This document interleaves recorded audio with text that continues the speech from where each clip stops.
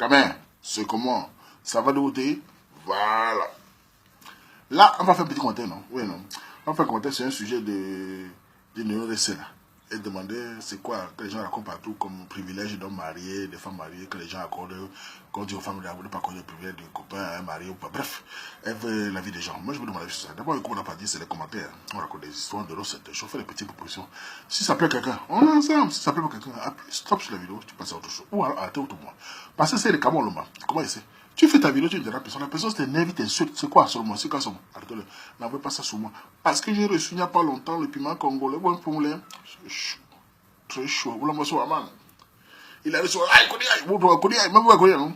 C'est quoi ce sujet? C'est un sujet qui m'a aussi frappé parce que c'est un sujet fondamental. L'homme, les femmes, le mariage, la vie, tout ça. Donc, je vais de mon avis sur ça. Et on va essayer de discuter de ça. D'abord, pourquoi? Parce que souvent dans mes commentaires, je dis pas sur les traditions et cultures. Les gens prennent souvent ça là. Vous savez, moi, je suis très attaché à la culture. Surtout à toutes les cultures camerounaises. Je suis très attaché.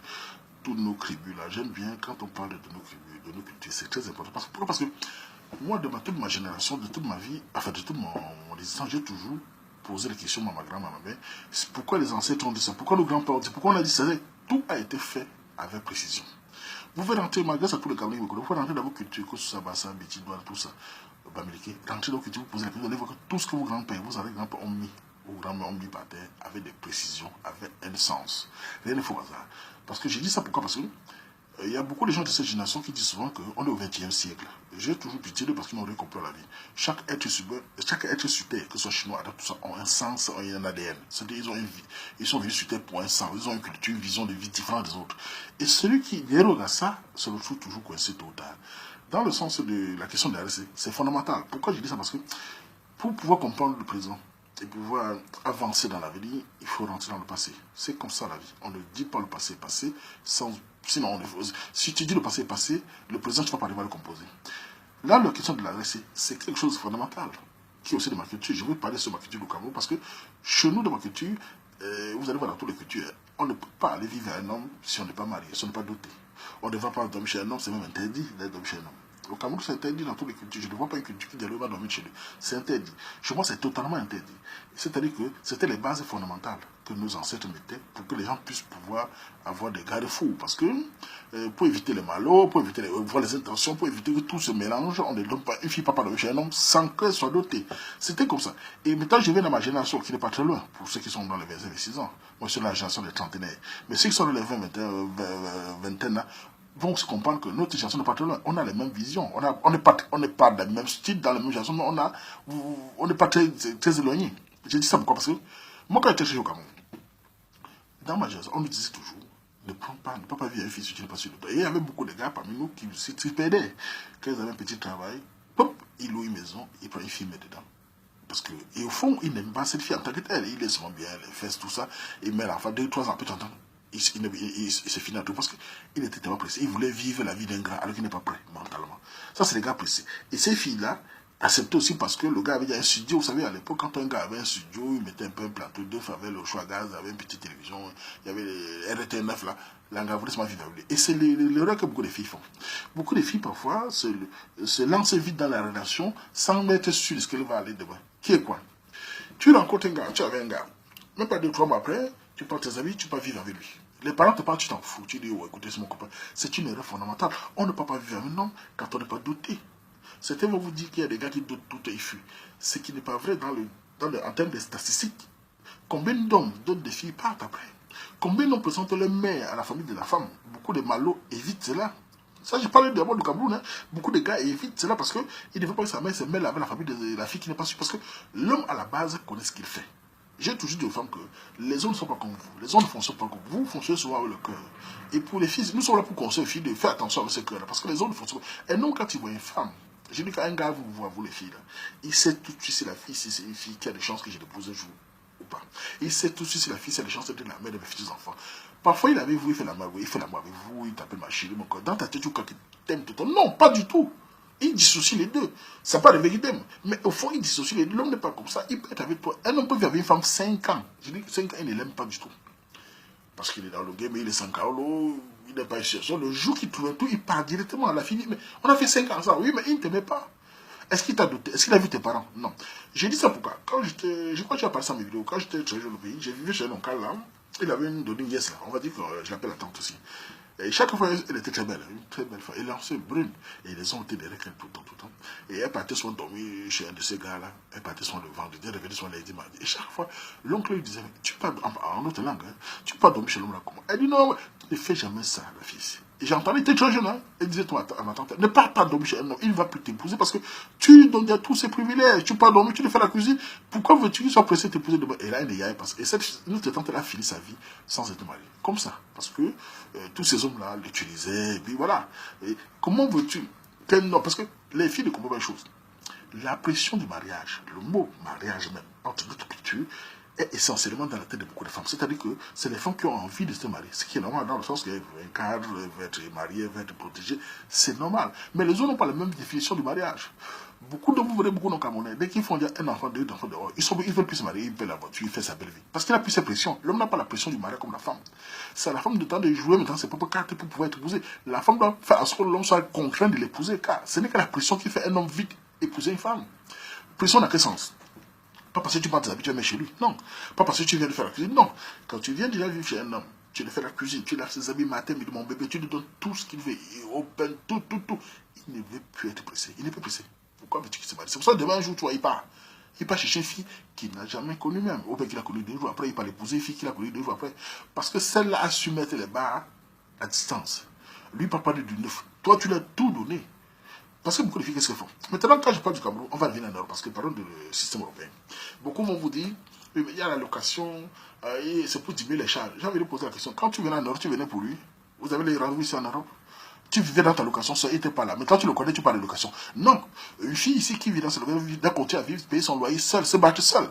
Tu as ton copain, vous vous voyez de temps en temps, et tu dois limiter certaines choses. Tu ne dois pas aller chez lui tout le temps pour montrer que tu es sa femme, cuisiner, nettoyer, rester là-bas, dormir des semaines chez lui. Ça ne se fait pas. Hein? Et demain, tu seras étonné de comprendre qu'il ne veut plus t'épouser parce que tu lui donnes tous ses privilèges. Moi, les gens vont vous dire, on a un euro, il y a la facture est chère, tout ça. Non, je le considère. Si j'ai une petite soeur, je ne l'accepterai jamais ici, qu'elle ne pas vivre chez nous. Oui, jamais. Pour qu'elle vive chez nous, il faut le gars, voir les parents, ils dotent. Voilà la seule manière de limiter les dégâts. Les gens vont vous dire, ce n'est pas sûr, mais c'est la seule manière. On doit vous doter avant que tu viennes avec un homme. Et quand un gars soit avec toi, il te voit une fois tous les machins. Tu viens, tu fais deux, tu nettoies un peu, après tu pars chez toi. Et tu appelles, non, je suis occupé. Vous savez, les hommes ont besoin de sentir cette pression-là. Un homme sait que pour t'avoir pour lui, il doit t'épouser. Dans le cas des filles vierges, c'est plus facile. Une fille vierge qui dit, je suis vierge, je vais être vierge jusqu'au mariage. Pour elle, c'est très clair. Tous les hommes qui viendront vers elle sauront que pour l'avoir, il faut l'épouser. Ça, c'est une fille vierge, ça. Son cas est très simple, son cas est très clair. Et les malheurs fuient. Parce que beaucoup de gars disent souvent, parce que les gars qui viennent souvent, et tu vois sur les commentaires, les gars et les filles viennent dire, vous savez, les filles vierges, les hommes les fuient beaucoup. Non, il faut nuancer, c'est faux.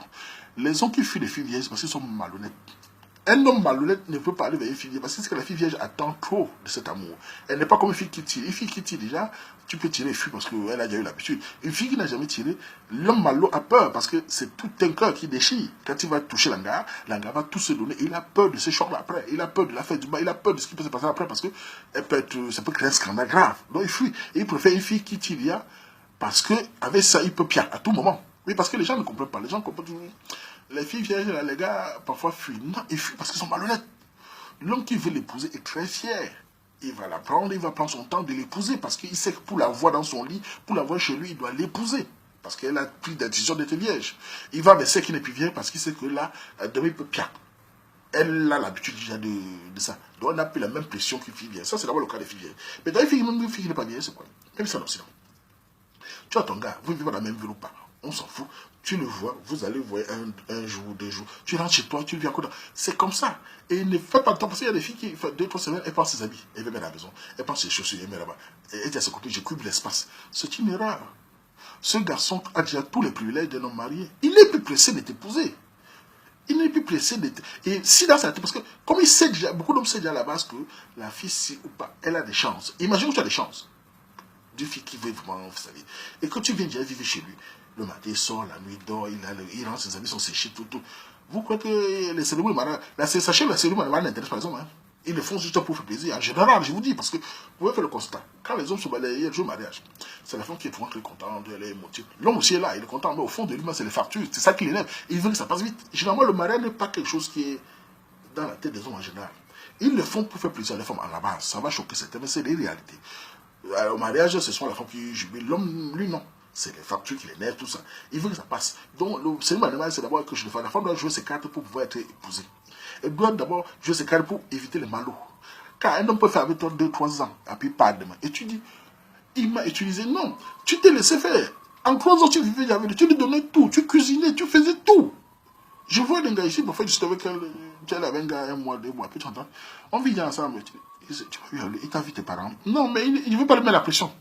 Tu ne veux pas lui mettre la pression de voir tes parents. Mais tu ne peux pas vivre avec lui, pourquoi?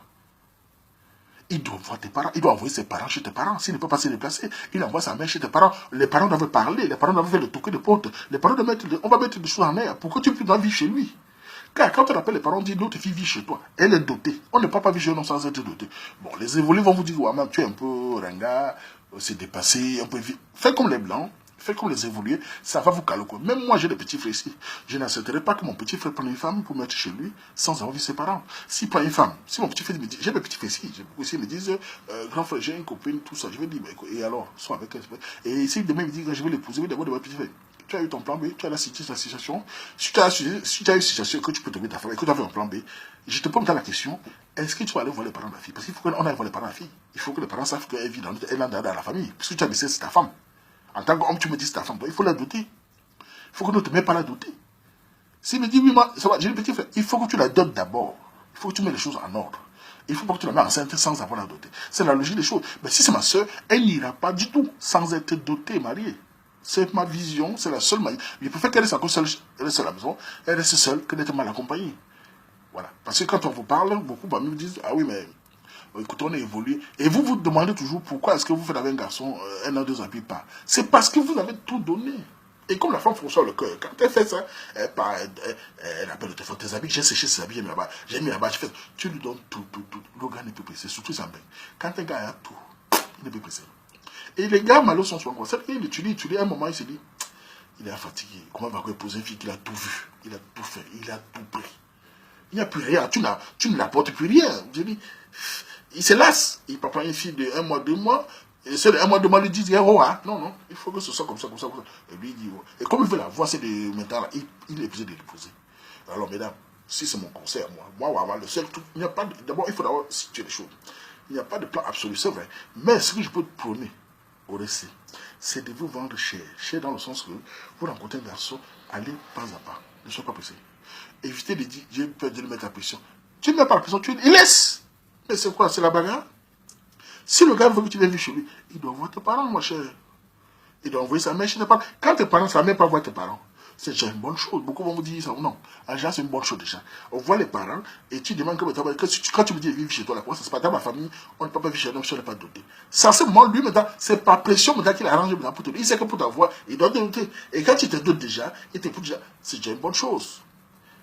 Certains diront, certains donnent, ils partent. Non. Combien partent? Combien les Camerounais donnent des filles? Ils ne marient pas beaucoup. Un sur.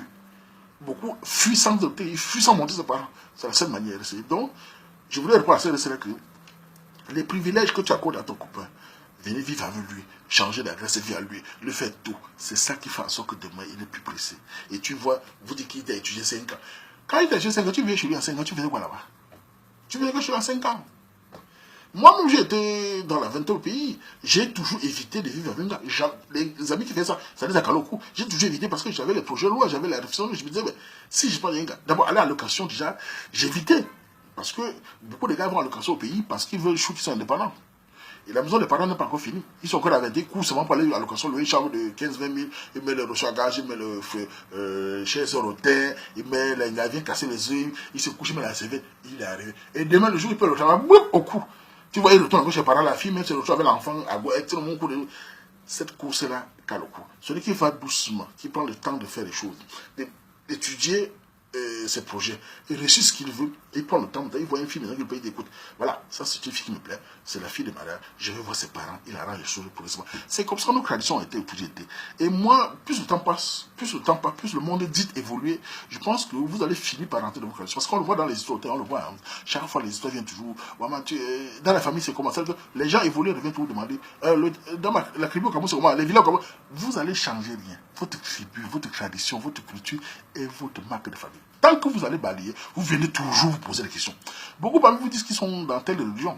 Mais après, ils font les rêves, ils commencent à me demander que je vais aller au village, je fais telle chose. Mais il fallait aller voir ton passeport qui règle ton rêve. Il fallait voir ton passeport si tu n'accouches pas. Il fallait voir ton passeport si tu as des problèmes de fertilité. Il fallait voir ton passeport, puisque c'est lui. Vous crachez sur les cultures, mais quand ça vous cale le cou, vous devenez les traditionnalistes. Vous rentrez dans vos cultures. Ce n'est pas comme ça qu'on honore ses ancêtres. Quand on honore sa tribu, ses ancêtres, on doit la valoriser. On doit penser positivement à ça. Car ils ont eu des réflexions plus profondes. C'est des penseurs. Tous les tribus du Gouela, c'est des penseurs. Tout ce qu'ils ont fait chez nous a un sens. Et moi, je suis toujours émerveillé d'entendre, de comprendre que des fois, un truc de ma création, ma grand-mère, elle me dit, waouh, c'était des penseurs. Ils ont pensé un monde avant qu'on arrive là. Et là, maintenant, vous arrivez, vous dites, ça c'est fini, c'est fini. Mais quand ça vous cale au cou en Europe, vous dites, tu sais, les privilèges d'un homme marié, c'est quoi? Mais rentre ta question, demandez comment ça se passe avant de venir composer le monde ici. C'est comme ça, voilà. C'était mon avis sur ce sujet, voilà. Ceux qui ont des avis aussi pour lui donner, voilà. Tchatchepung à tout le monde. Mengabe, Makmazu. Là, je m'en vais, mais je ne viens plus.